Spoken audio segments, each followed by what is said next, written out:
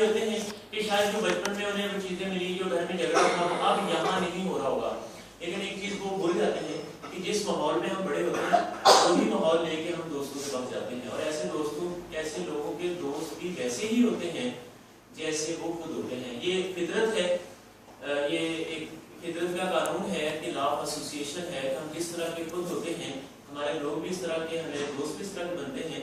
اور قرآن شریف کے بقول کہ اچھے لوگوں کے لیے اچھے لوگ ہیں اور برے لوگوں کے لیے برے لوگ ہیں. اچھا پھر یہی بات میں کنٹینیو کر رہا تھا کہ نیکسٹ پوائنٹ جو 6 آتا ہے کہ ایسے لوگوں سے ہی دوستی کرتے ہیں جیسے نشے کے مریض سے ہی دوستی کریں گے. ان کے اچھے دوست جو تھے وہ کب سے انہیں چھوڑ چکے ہیں، کیونکہ وہ اچھے لوگ افورڈ نہیں کر سکتے تھے برا دوست، اور یہ برا دوست افورڈ نہیں کر سکتا تھا اچھا دوست، کیونکہ اچھا دوست ہمیشہ منع کرے گا اور ان کو منع کرنے والا بندہ ان کا سب سے بڑا دشمن بن جاتا ہے، ٹھیک ہے نا. اور پھر اس لیے برے دوستوں میں جب آپ بیٹھیں گے تو برائی ملٹی پلائی ہوگی.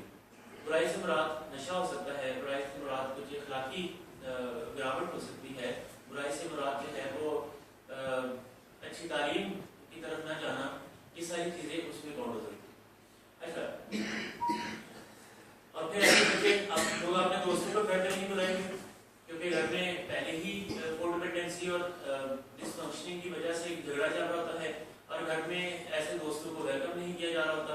اور جب ایسے بچے اگر کوڈ ڈپینڈنٹ جو ڈس فنکشنل فیملیز کے اندر بچے اگر نشے میں بھی چلے جائیں تو وہ نشے والے دوستوں کو تو ایک دو کو ویسے گھر نہیں بلائیں گے، اور اگر بلائیں گے تو گھر والے انہیں ایکسیپٹ نہیں کریں گے تو وہ ایسے دوستوں کو بھی پھر گھر نہیں بلاتے. اور یہی وجہ ہوتی ہے کہ وہ جب گھر میں ٹائم بہت کم گزارنا چاہتے ہیں کیونکہ ان نے دوستوں میں بیٹھنا ہے، ان نے دوستوں میں انہیں نشہ کرنا ہے، دوستوں میں بیٹھ کے انہیں گپ شپ لگانی ہے، گھر میں انہیں وہ ماحول نہیں ملتا. اور اس سب کے اوپر والدین یہ کہتے ہیں کہ چلو ایسا کرتے ہیں کہ اس کو باہر دوستیاں جو ہیں وہ چھڑوانے کے لیے گھر میں اس سے دوستی کر دیتے ہیں. خاص طور پہ بڑے بھائی یا والد ہیں وہ کہتے ہیں اس سے دوستی کر لو، پھر اسے یار کہہ کے بلانا شروع کر دیتے ہیں تو میرے دوست ہو. کیا یہ فطرت کے قانون کے خلاف نہیں ہے؟ والد کو تو خدا نے والد کے عہدے پہ فائز کیا ہے، دوست کے عہدے پہ کب آ گئے وہ؟ کیونکہ دوست دوستوں کو ڈسپلن نہیں کرتے اور ہمیں اپنی اولاد کو ڈسپلن کرنا ہوتا ہے. اور ڈسپلن کرنے کے لیے ہمیں اپنی اس اتھارٹی پہ قائم رہنا ہوتا ہے جس پہ خدا نے ہمیں فائز کیا. اس بچے کا والد کے طور پہ ہمیں دنیا میں رکھا گیا ہے، اور ہم والد کے عہدے سے اتر کے جب دوست کے عہدے پہ آتے ہیں تو پھر ہمیں معاف کرتی ہے کیونکہ اس کا ہمارا تجربہ اس کے ساتھ دوستی کا نہیں ہے، ہمارا تجربہ اس کے ساتھ والد ہونے کا ہے. تو ہم اپنے تجربے کے مطابق کام کریں، ہم اپنے اس عہدے کے مطابق کام کریں تو حالات بہتر کی طرف جانا شروع کریں گے. تو جب دوستوں کو گھر نہیں بلاتے کیونکہ والد کہتے ہیں کہ ہم ہی آپ کے دوست بن جائیں گے گھر میں، تو وہ دوستی بچوں کو پسند نہیں ہے کیونکہ بچے کو وہ باتیں نہیں کر سکتے جو وہ اپنے دوستوں میں کرتے ہیں. تو ایک جو گیپ ہے وہ بڑھنا شروع ہو جاتا ہے. والد صاحب یا والدہ اپنے عہدے سے نیچے آ جاتے ہیں، جب نیچے آ جاتے ہیں تو وہ اپنی پوری جو پیرنٹ ہوڈ ہے اس کو پرفارم نہیں کر پاتے. جب پیرنٹ اس کو پرفارم نہیں کرتے تو بچے فرسٹریٹ ہونا شروع ہو جاتے ہیں. جب بچے فرسٹریٹ ہوں گے تو وہ لڑائی جھگڑے کی طرف مائل ہوں گے، اور لڑائی جھگڑا اگر وہ وربلی نہیں کر سکتے تو انڈائریکٹ کریں گے، جیسے گھر میں چیزیں توڑنا. اچھا گھر میں چلے مجھے میں پوچھتا ہوں عادل سے، عادل کی دہشت گرد کس کو کہتے ہیں؟ سمپل سا جواب دیتے ہیں. یہ ٹیررسٹ کس کو کہتے ہیں؟ کوئی مشکل سوال ہے؟ کوئی بندہ مرضی سے جواب دے سکتا ہے کہ ٹیررسٹ کس کو کہتے ہیں. ٹائم تھوڑا ہے نا، جلدی جواب یا نہ کرو. ٹیررسٹ اس بندے کو کہتے ہیں یا دہشت گرد اس بندے کو کہتے ہیں جو دہشت پھیلاتا ہے ایسے لوگوں کو ہرٹ کر کے جو ڈائریکٹ پارٹی نہیں ہوتی. یعنی اگر دو بندوں کا جھگڑا ہو رہا ہے تو وہ آپس میں ایک دوسرے کو نقصان پہنچائیں تو یہ دہشت گردی نہیں ہے. میرا جھگڑا ہو رہا ہے عادل کے ساتھ، میں نقصان پہنچاتا ہوں جنید کو تو باقی سب لوگ ڈر جائیں گے، یہ دہشت پھیلتی ہے. اور ہمیشہ دہشت گرد جو ہیں وہ ایسے لوگوں کو نشانہ بناتے ہیں جو ڈائریکٹ پارٹی نہیں ہوتے کانفلکٹ میں. ٹھیک ہے، ہمارے بچے گھر میں ہمارے ساتھ ان کا مسئلہ ہے، وہ ہمارے ساتھ نہیں لڑتے ڈائریکٹ، وہ برتن توڑتے ہیں. برتن توڑنے سے گھر میں پینک پھیلتا ہے. جب پینک پھیلتا ہے تو جو گھر کے سربراہ ہیں وہ اپنی اتھارٹی کو کمپرومائز کرتے ہیں. کمپرومائز کرنے کے لیے ان کو چپ کرانے کے لیے کچھ نہ کچھ ان کو دینا پڑتا ہے ان کو.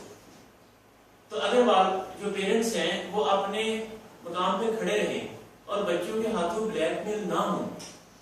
لیکن مجھے جیسے میں مثال دے رہا تھا، ایک بچہ کہتا ہے کہ میں فری رہ رہا ہوں گھر میں، تو کیا فری کوئی ایسی چیز ہے جو ہمیں فری ملتی ہے؟ ہر چیز کی کچھ قیمت ہوتی ہے.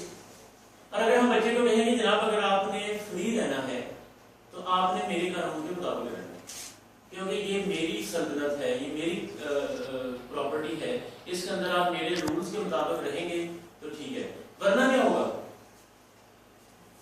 اگر ہم فرض کریں بچوں کو کہہ دیں کہ اگر آپ نے میرے رولز کے مطابق نہیں رہنا تو تھینک یو ویری مچ، آپ جا سکتے ہیں، کیا وہ جائیں گے؟ کبھی نہیں جائیں گے، کیونکہ ان کو کوئی رکھے گا نہیں. کون خرچہ کرے گا ان کے اوپر؟ اگر کسی دوست کے گھر چلے بھی جائیں گے تو 1 رات یا 2 رات، کیا ان کے والدین نہیں سوال کریں گے کہ بھئی یہ 2 دن سے بندہ بیٹھا ہوا ہے، یہ کہاں کیا کرنا ہے اس کا؟ ہوگا کیا کہ اگر وہ گھر سے جائے گا بھی تو دوسرے دن تیسرے دن واپس آ جائے گا. جب واپس آ جائے گا تو آپ کے رولز کے مطابق آئے گا. It's war of nerves. دوسرا ہم کہہ سکتے ہیں کہ یہ وعدوں کی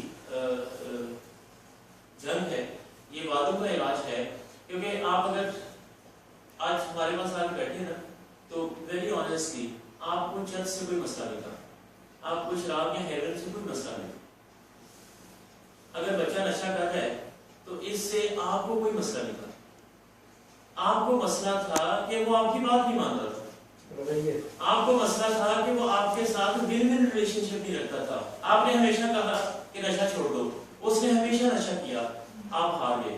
آپ ہار کے اتنے تھکے کہ آپ نے ہم سے رابطہ کیا اور وہ لفظ نہیں استعمال کیا، آپ نے کہا بچہ نشہ کرتا ہے اس کا علاج کرانا ہے. جبکہ ہم جو سن رہے ہوتے ہیں ہم کہتے ہیں کہ دیکھیں والدین ہار گئے، ان ہارے ہوئے والدین کو ہم نے دوبارہ کھڑا کرنا ہے. جب والدین کھڑے ہو جاتے ہیں تو بچے نشہ نہیں کرتے.